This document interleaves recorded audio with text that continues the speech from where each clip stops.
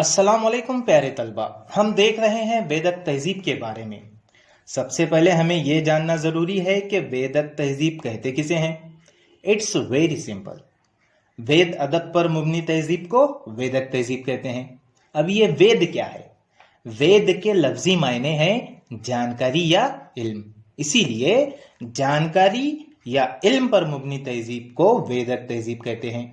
और ये जो तहजीब है, ये अदब है, आज से कई सैकड़ों साल पहले वजूद में आया, जिसे कई ऋषि और मुनियों ने मिलकर बनाया। और इसमें के कुछ जो हमदिया हिस्से हैं वो कुछ औरतों की जहनी व फिक्री कोशिशों का नतीजा है।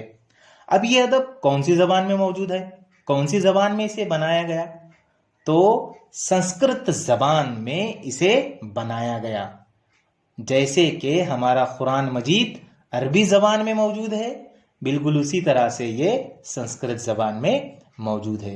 लेकिन वक्त के साथ साथ जबानें बनती गई और उसके ट्रांसलेशंस होते गए।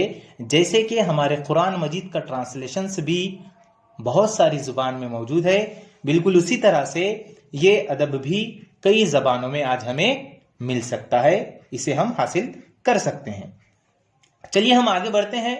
वेदक अदब का जो सरमाया है बेहद मालामाल है।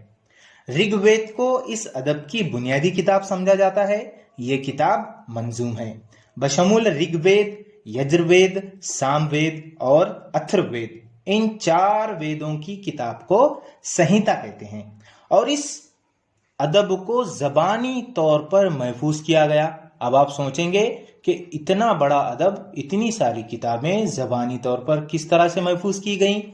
तो आप देखे होंगे कि हमारी मस्जिदों में इमाम और हाफिज साहब होते हैं। अब हाफिज साहब किसे कहते हैं? जिन्हें पूरा कुरान मजीद जबानी याद होता है, उन्हें हाफिज कहते हैं। बिल्कुल इसी तर्ज पर इस वेद को भी, इन किताबों को भी जबानी तौर पर याद करके महफूज किया गया और वक्त के साथ साथ तरक्की होती गई। फिर इसे तहरीरी शक्ल मिली और तहरीरी किताबों में ये आज महफूज है। और इन चारों वेदों को श्रुति भी कहते हैं। तो चलिए हम बढ़ते हैं। सबसे पहले इसका पहला हिस्सा ऋग्वेद। ऋग्वेद संहिता। ऋचा से बने हुए वेद को ऋग्वेद कहते हैं। ऋचा यानी हम्दो सना के लिए बनाई गई नज्म। अब हमारी जो हम्द होती है उसके क्या मायने होते हैं? जिसमें खुदा की तारीफ बयान की जाती है। बिल्कुल इसी तरह से ऋग्वेद के अंदर उनके देवताओं की तारीफ बयान की जाती है। और किसी देवता की तारीफ व तौसीन बयान करने के लिए कई ऋचाओं को एकजा करके बनाए गए मजमुए को सुक्त कहते हैं, यानी के भजन कहते हैं।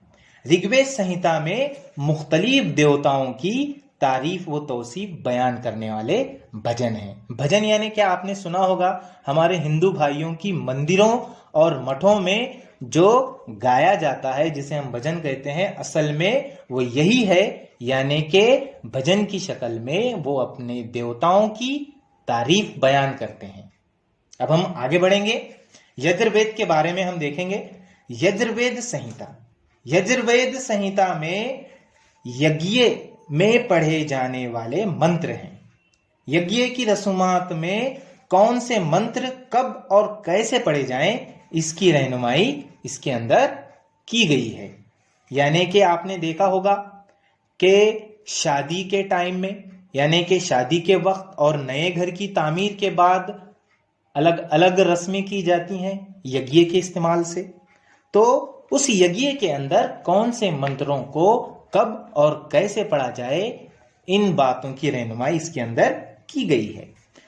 संहिता मंजूम मंत्र और मंत्रों की नसरी वजाहत पर मुश्तमिल है।